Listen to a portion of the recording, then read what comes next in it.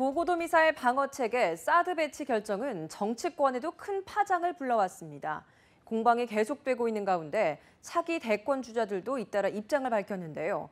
각자 처한 상황에 따라서 의견차가 뚜렷합니다. 여의도 독집계에서 이경희 기자가 짚어봤습니다.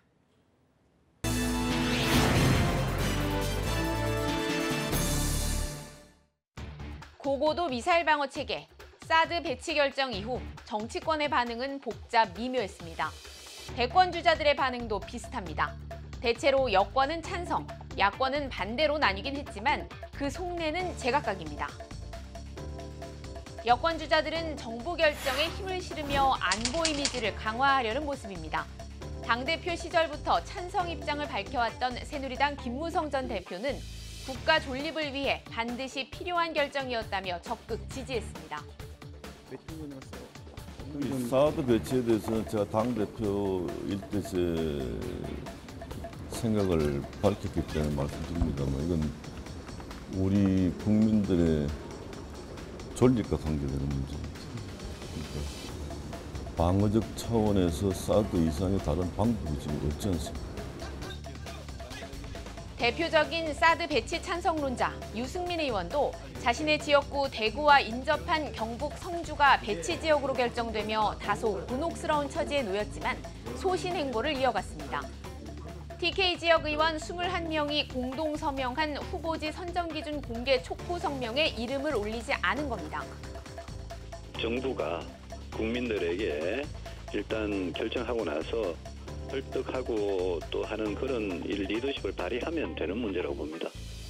유 의원은 박근혜 대통령과 정치 철학이 달라 배신의 정치 꼬리표가 붙었지만 사드 배치에 있어서만큼은 같은 목소리를 내 눈길을 끌었습니다. 남경필 경기지사 역시 찬성 입장을 밝히면서 북핵이 끝나면 사드를 없앤다는 원칙을 세워야 한다고 강조했습니다.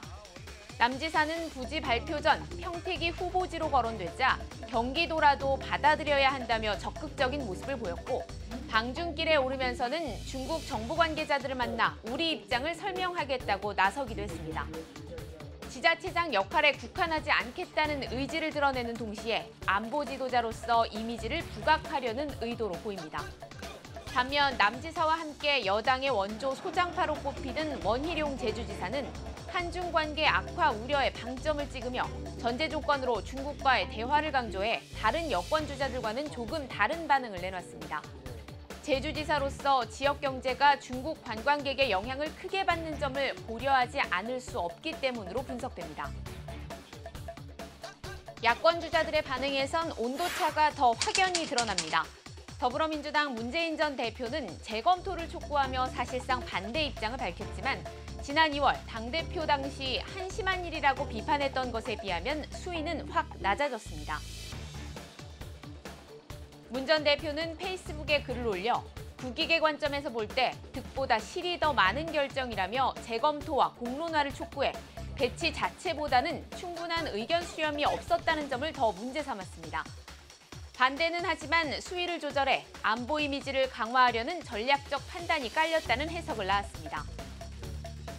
반면 안보에서는 보수라던 안철수 국민의당 전 상임대표는 오히려 문 전 대표보다 강경한 입장을 보이며 반대론을 주도했습니다. 하루 만에 걷어들이긴 했지만 국민투표까지 입에 올렸고 적어도 국회 비준은 받아야 하는 사안이라며 가장 먼저 문제를 제기했습니다. 국가 간의 관계를 크게 바꿀 정도의 사안이라면 반드시 공론화를 통해서 결정해야 합니다. 예상을 뛰어넘는 강경론을 펴는 건 리베이트 파문으로 당 지지율이 추락하는 가운데 더민주로 이동하는 야권 지지층을 붙잡아두겠다는 포석으로 풀이됩니다. 더민주 김부겸 의원은 사드 배치가 결정된 직후 동북아 지역의 긴장 관계를 심화시킨다며 반대 입장을 분명히 했지만 새누리당 유승민 의원과 마찬가지로 TK 지역 의원 성명에서는 빠졌습니다. 소신은 다르지만 유 의원과 마찬가지로 지역 논리에 휩쓸리지 않겠다는 의지로 읽힙니다.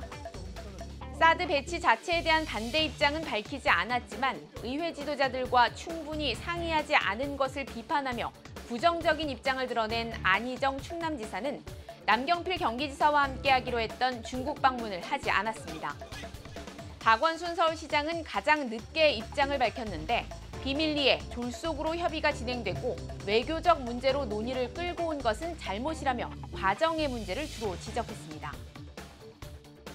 여야는 이번 주 정부를 상대로 사드 배치와 관련한 긴급 현안 질의를 진행하기로 했습니다. 여당은 의혹 해소에, 야당은 의혹 추궁에 초점을 맞추고 있는데 공방이 여기서 끝나지는 않을 것으로 보입니다. 배치 목표 시점이 내년 말, 공교롭게도 차기 대선과 맞물리는 만큼 대선 국면에서 다시 쟁점이 될 가능성이 거론됩니다. 지금까지 여의도 족집게였습니다. 이번에 사드 배치 지역으로 결정된 경북 성주 군민들의 반발이 거셉니다. 사전에 국민들에게 정확한 정보가 공개되지 않았던 만큼 주민들의 반발을 그저 지역 이기주의라고 일방적으로 비난할 수만은 없어 보입니다. 정부는 지금이라도 주변국과의 전략적 소통과 함께 국회와 국민을 상대로 한 설명과 설득의 노력이 충분했는지 되돌아볼 필요가 있어 보입니다.